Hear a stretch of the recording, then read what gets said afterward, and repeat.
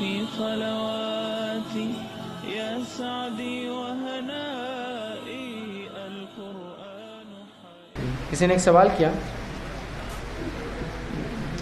میری ایک بہن ہے جس کی شادی کو کئی سال ہو گئے پر اولاد نہیں ہوئی. اس کے سسرال والے اس کو مولانا بابا کے پاس لے جاتے. ہم بولے ان سے مت مانگو تو بولتے ہیں کہ اللہ تو نہیں دے رہا. وہ بولتے تم کوئی سلوشن لاؤ، اللہ تعالیٰ نہیں دے رہا، اب تم کوئی سلوشن لاؤ. ہم کیا بولیں؟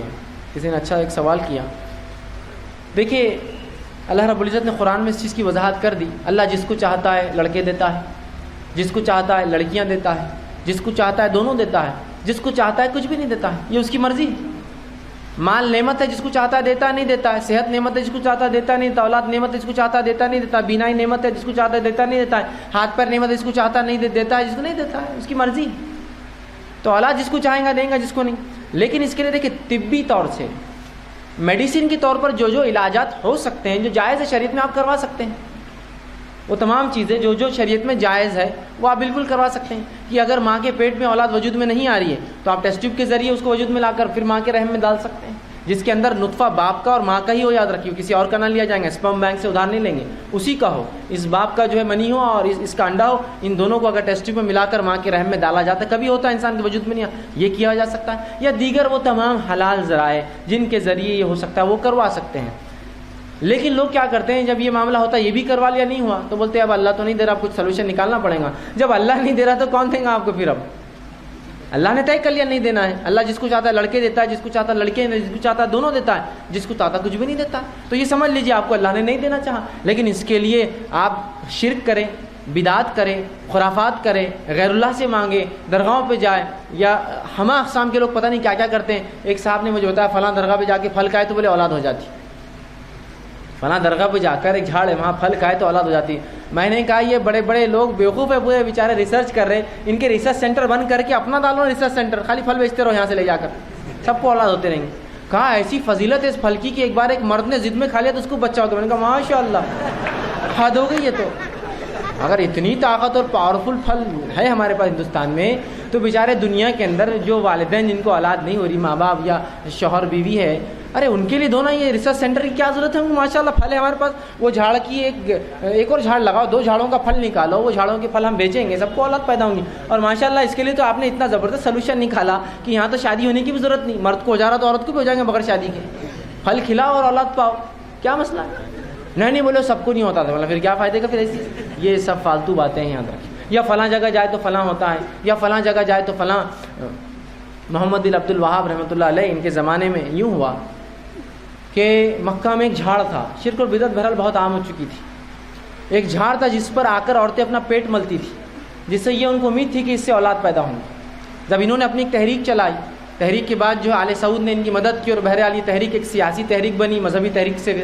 پھر اس کے بعد انہوں نے ان تمام بدعت اور خرافات کو علاقے سے ختم کیا.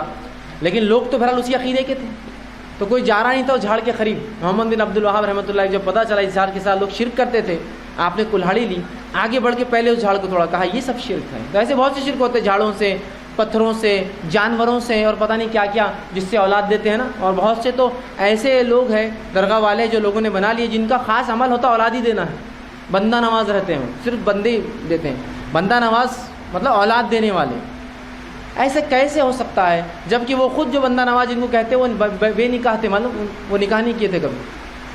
جو خود اپنی نفس کے لیے اولاد نہ پیدا کرے دوسروں کو کیسے نوازیں گا؟ اندازہ لگا. اور بہرحال اس معاملے میں اتنے خرافات، اتنی بدعتیں اور اتنی برائیاں ہوتی ہیں کہ آپ انداز نہیں لگا سکتے.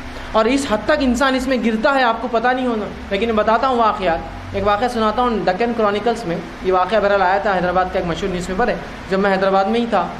اس میں ایک ہیڈنگ تھی، بہرحال میں بتا رہا ہوں، حالانکہ بات برائی ہے، گندی ہے، لیکن علم کے لیے کہ انسان اس مسئلے میں اولاد نہیں ہونے کی وجہ سے جو خرافات شرک میں جاتا ہے کس حد تک جاتا ہے.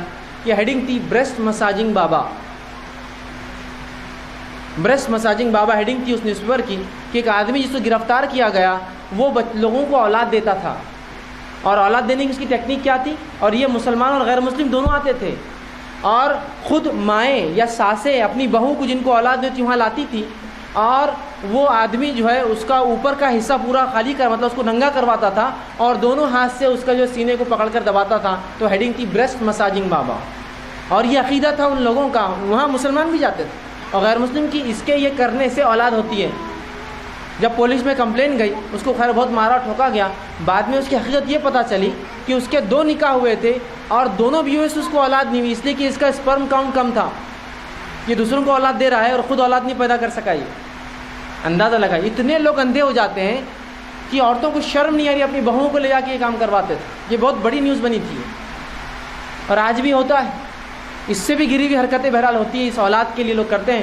دیکھیے اولاد اللہ کا فضل ہے، اگر دے دے تو شکر ہے، طبی اعتبار سے جو کرنا ہے کر لیجئے، لیکن اس حد تک عقیدے میں مت گر جائیے کہ شرک، بدعت، خرافات اور اپنی نفس کو بیچ دے رہے آپ کسی کے لیے کہ اولاد ہو جائے مجھے.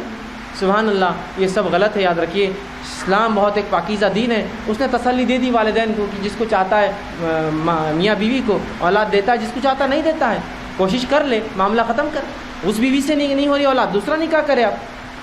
لیکن یہ تو کوئی حل نہیں ہے کہ آپ تعویذ گھنٹے اور اس کا کام کریں. بہرحال اگر وہ کہتے ہیں اس کا کیا حل ہے، تو حل یہ ہے کہ آپ صبر کریں، بولنا اللہ سے دعا کریں، اللہ آج نہیں کل. اور ایسا بہت سی مرتبہ ہوتا ہے 2 3 4 سال اولاد نہیں ہوتی اور اس کے بعد اولاد ہوتی ہے. 10 سال بعد ہوئی، 15 سال بعد ہوئی.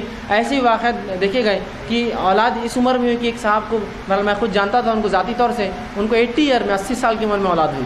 پوری زندگی میں جو اولاد ہونے کے 5 سال بعد ان کی انتقال ہو گیا.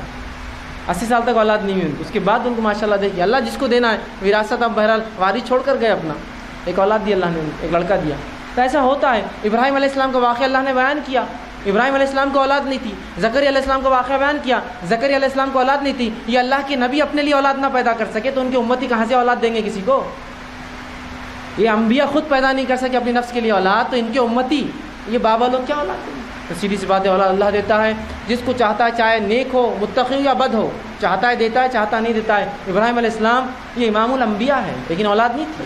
آخر وقت میں اللہ نے ان کو اولاد دی. تو یہ آزمائش ہوتی ہے. آپ صبر کریں اور جو کچھ علاج ہو سکتا کریے، اللہ رب العزت انشاءاللہ حل کریں گا. لیکن بہرحال اگر اللہ نہیں دینا چاہتا تو پھر کوئی اولاد نہیں دے سکتا. اللہ ہی ایک واحد ذریعہ ہر نعمت کی عطا کرنے کا. جی السلام علیکم.